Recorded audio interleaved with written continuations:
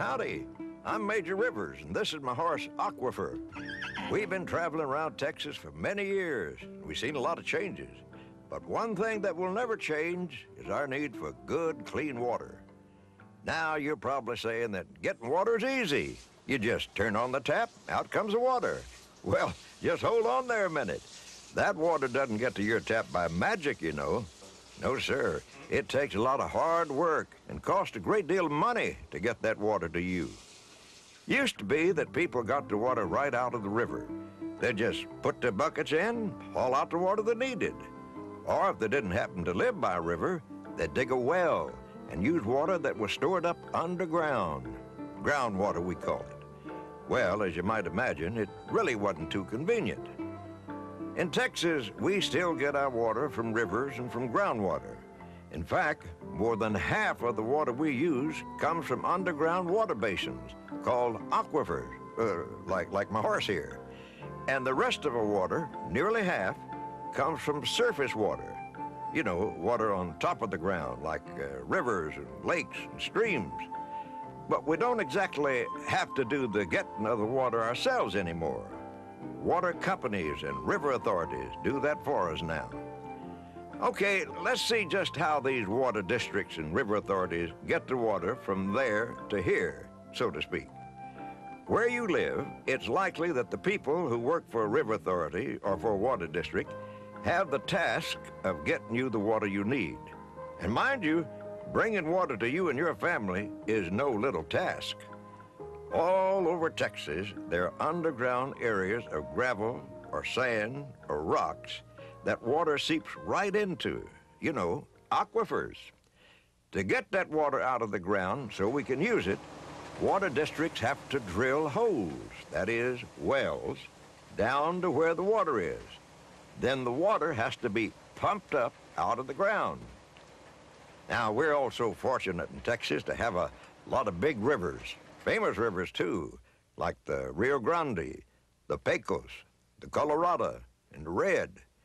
Generally, these major rivers start in the northwest part of Texas and run southeast across the state, where they empty into the Gulf of Mexico.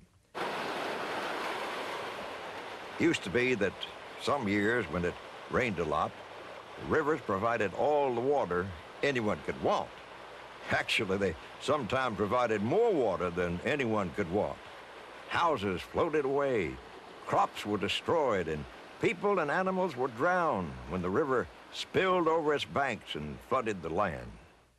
Other years, when very little rain fell to the ground, some of the rivers would dry up to a trickle.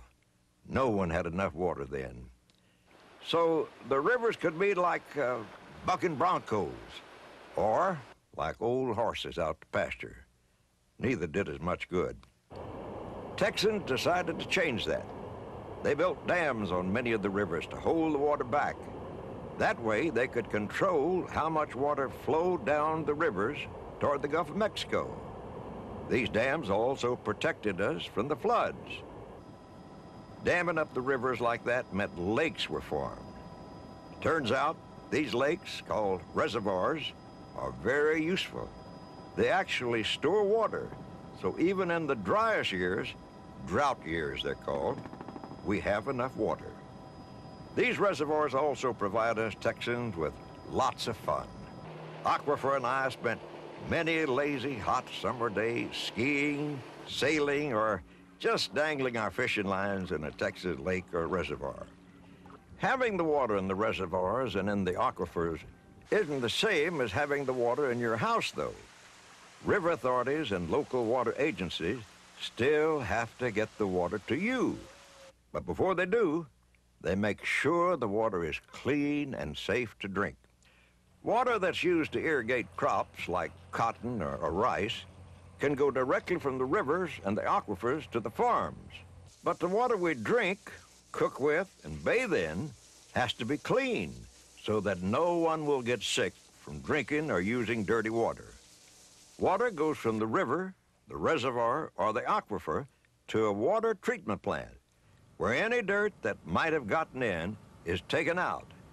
And chlorine, or another such chemical, is put in to make sure germs stay out. All this water gets where it's going through a maze of pipelines. Sometimes the water travels miles and miles through pipes before it rushes out when you turn on the faucet. But then, where does the water go? Well, in some places, mainly in rural areas out in the country, dirty water or wastewater goes down under the ground into what's called a septic tank. From there, it slowly seeps back into the ground. In towns and cities, the wastewater goes, you guessed it, back into pipes where it travels to a wastewater treatment plant.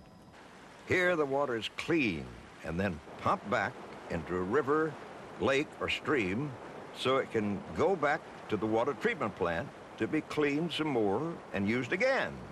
Yes, sirree, it takes a lot of hard work and money to supply us with all the water we need.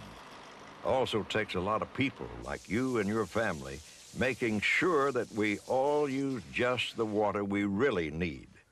There's only a limited amount of water, and as you know, Texas is growing. More and more people are needing water every year. Now, supplying more water isn't easy. Building new dams and reservoirs or drilling new wells takes a lot of time and money. And more people using more water will mean that we will need more water treatment plants and wastewater treatment plants, which can't be built overnight, you know.